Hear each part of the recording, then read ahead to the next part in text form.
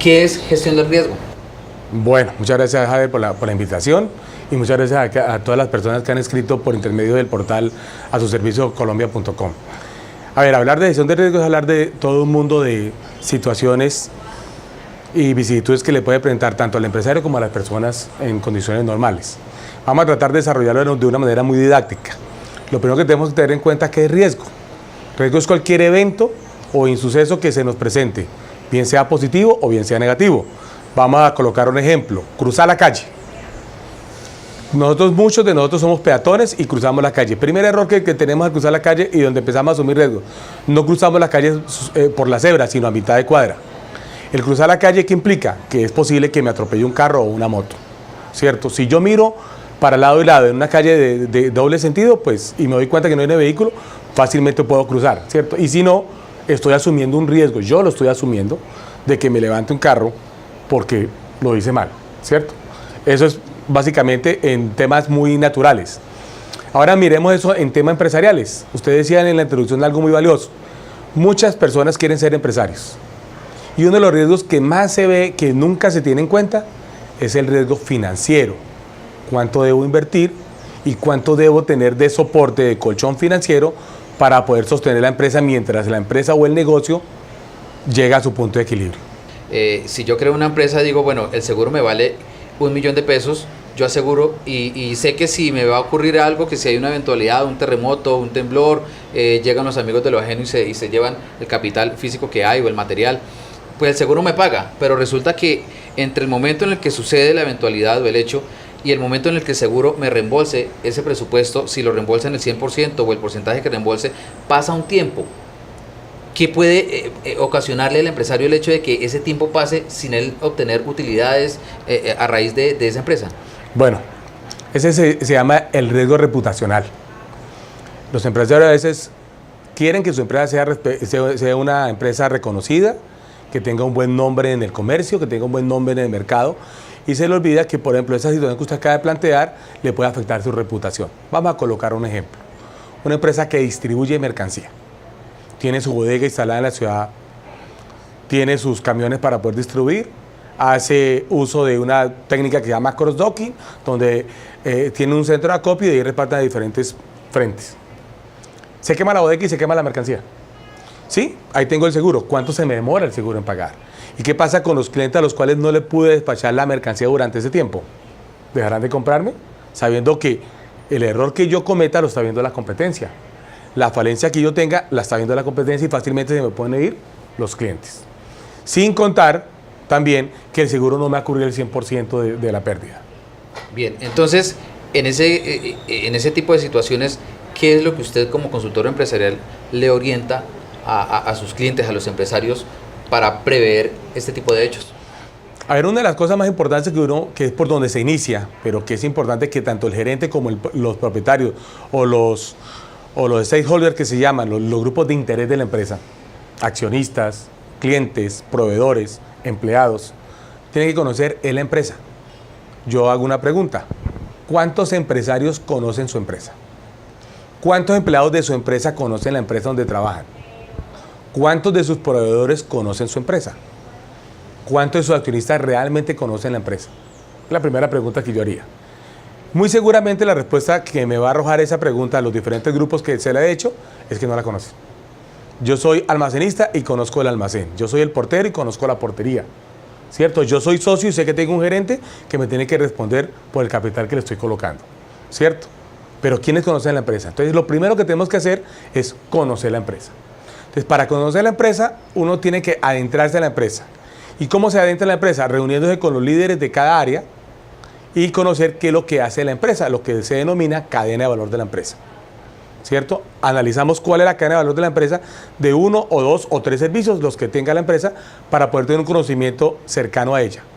Una vez se establezca eso, se establecen los riesgos que pueden haber en cada uno de los eslabones de la cadena. Entonces hay una categorización de posibles riesgos y hay que analizarlos, ¿cierto? Una vez establecidos esos riesgos, hay que analizarlos y hay que darle un tratamiento. Entonces aquí entran a competir otras herramientas como es la matemática, la estadística, la que nos permite a nosotros establecer cuáles son los riesgos más altos y cuáles son los riesgos más bajos. Y una vez establecidos los riesgos y haber hecho el tratamiento, se le presenta al gerente el informe de gestión de riesgos para que él nos diga, junto con la junta directiva, dependiendo del tamaño de la empresa, qué podemos hacer con ellos. Cuáles de esos riesgos pueden asumir y cuáles de esos riesgos los van a trasladar, es decir, que se haga cargo otra entidad. ¿Se pueden prevenir hechos desde el punto de vista financiero con la empresa, en la parte de estadística? Sí, claro. Miren, por ejemplo, lo que está sucediendo hoy en día. Las empresas cada día se ven más abocadas a más requisitos para poder funcionar. Está muy de moda el hecho de que las empresas tienen que pasarse, ni haberse pasado algunas otras, al sistema internacional de normas contables y financieras, denominadas en el comercio como NIF. Eso no lo teníamos antes. Nosotros teníamos un plan de cuentas único donde manejamos todas las contabilidades, ¿cierto? Ahora nos lo exigen a nivel internacional por el tema de todos los tratados de libre comercio que ha firmado el país. Eso ha llevado a que las empresas tengan que invertir un capital para que venga un consultor experto en NIF y le implante el sistema. Ahora otro. En este momento todas las empresas a junio de este año deben de tener implementado el sistema de gestión de seguridad en el trabajo. Otra inversión, ¿cierto? Que de pronto no estaba presupuestada, que de pronto no se ha visto, pero lamentablemente eso viene trabajando desde atrás y nosotros por desinformación no habíamos hecho las reservas financieras adecuadas para poder ejecutar ese proyecto. Igualmente pasa en esto. Si yo tengo, volviendo al ejemplo de la planta eléctrica, veo necesario comprar una planta eléctrica, pues tengo que presupuestarla. Tengo que hacer la provisión contable y financiera para que cuando llegue el momento de comprarla tenga el dinero para poderla comprar. Usted nos acaba de hablar de algo que se llama el sistema NIF. ¿Ese sistema aplica para todas las empresas? Porque es que uno encuentra empresarios que dicen, no, es que yo no tengo sino 2, 3 empleados, como naturalmente está el gran empresario que tiene 50, 100 empleados. ¿Este sistema aplica para todas las entidades? Para todas las entidades, porque Colombia entró a firmar una serie de TLCs y para poder cualquier empresa competir en el mercado internacional debe estar basado su contabilidad en esas normas. ¿En qué consiste? Consiste en que las empresas tienen que trabajar como se trabaja en la hotelería.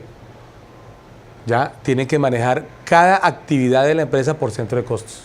Vemos que esto tiene mucha tela que cortar. ¿Qué es ese tema del sistema de implementación? Bueno, a ver, miremos qué es un sistema. Un sistema es una forma coherente de manejar cualquier situación en una empresa, ¿cierto? Muchas empresas no saben que, por ejemplo, volviendo al tema de NIF, NIF es un sistema, se llama el sistema contable, el sistema de gestión contable. El sistema de gestión de seguridad en el trabajo es otro sistema, ¿cierto?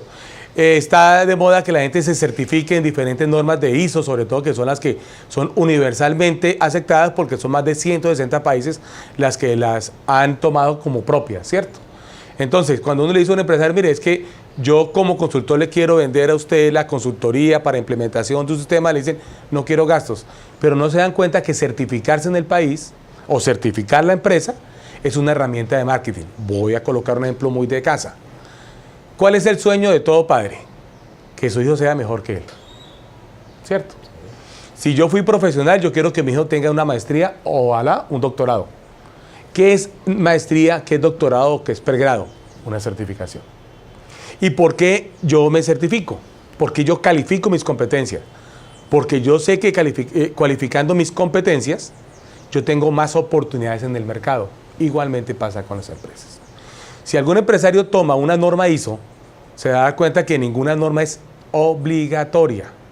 Sin embargo, si usted va al mercado internacional, le preguntan, ¿tiene ISO? No, señor. Entonces se convierte obligatoria, ¿cierto? Para poder competir allá. ¿El tema particularmente del ISO se convierte en una necesidad para los empresarios? Indiscutiblemente que sí. Indiscutiblemente que sí. Mire, nosotros en el trabajo que tenemos, yo hago parte de una red latinoamericana de consultores de una entidad canadiense, que es la única entidad en América que certifica a los profesionales en ISO bajo competencias. Y nosotros lo que nos hemos dado cuenta es que las empresas le tienen miedo a eso, primero porque hay una, perdónenme la expresión, una prostitución del tema ISO en el mercado. Cualquier persona hace un diplomado en una universidad y ya se cree consultor ISO, ¿cierto? Cualquiera va a un curso, perdóname, en el SENA y se considera consultor en ISO, o el sistema de gestión de seguridad del trabajo, o de NIF, y creen que ya son expertos en el tema, y resulta que eso no es así, hay que cumplir con unos requisitos profesionales para poder uno estar en ello. Y lo consideran un gasto por la mala fama que tiene ISO. Y esa mala fama es debido a que en el mercado hay, como en cualquier renglón de la economía, consultores buenos, malos, regulares, deficientes, ¿cierto? Y algunos de los malos, con tal de ganar el dinero, han hecho trabajos muy generalizados que lo único que hacen es duplicarlos para vendérselo a otras entidades. Bueno, si yo como empresario quiero obtener el certificado de calidad ISO, debo naturalmente, y remitiéndonos de nuevo al tema que nos compete, que es la gestión de riesgos, tener un balance frente a esa posibilidad de los riesgos y clasificar, digamos, eso es un ítem importante a la hora de yo competir para poder obtener un certificado ISO. Bueno, lo primero que hay que tener claro es que ISO es un organismo internacional que ha hecho un sinnúmero de normas para certificar, algunas para certificar y otras no son certificables. En el caso de la gestión de riesgos, que es la ISO 31000, aún no es certificable, pero ya viene la versión 2017 que ya está en revisión, a punto de salir, que seguramente lo que nos va a arrojar es que es certificable. Vuelvo y repito, para cualquier empresario es voluntaria. ¿Yo qué debo pensar? Debo pensar que tengo dos etapas. Una, la etapa de implementación, que tiene un valor, dependiendo del tamaño de la empresa, el número de empleados y los ingresos que genera la empresa. Y hay una segunda etapa que es la etapa de certificación. La buena o mala noticia para los empresarios colombianos es que el ente normalizador en Colombia, que es ICONTEC, aún no tiene algunas normas todavía acreditadas ante el ONAC para poder certificar esas normas. Y lo otro que es importante saber es que uno debe contratar a un consultor que esté debidamente acreditado para ello y no, como dice un amigo mío, no consultores que encuentren en Facebook. Cuantitativamente es medible el hecho de poder yo prever cuánto puedo evitar que un riesgo me genere gastos. Indiscutiblemente que sí. Todo lo cualitativo en última se refleja en lo cuantitativo. Usted hace una evaluación cualitativa, monta una escala de valor y le da valor a los diferentes riesgos. Entonces uno dice, uno tiene unos riesgos altos, unos riesgos moderados y unos riesgos bajos. Entonces, ¿cuáles de ellos la gerencia está dispuesta a asumir? ¿Cuál es el apetito de riesgo? Así se denomina técnicamente. ¿Cuál es el apetito de riesgo que la empresa quiere asumir? Los que asuma es lo que se denomina apetito de riesgo. Y los que no asuma se denomina riesgo residual, que son los que tenemos que terceriar. Porque es que muchas veces cuando la persona es empresaria, dice a mí muéstrame números para yo darme cuenta si efectivamente es benéfico o no.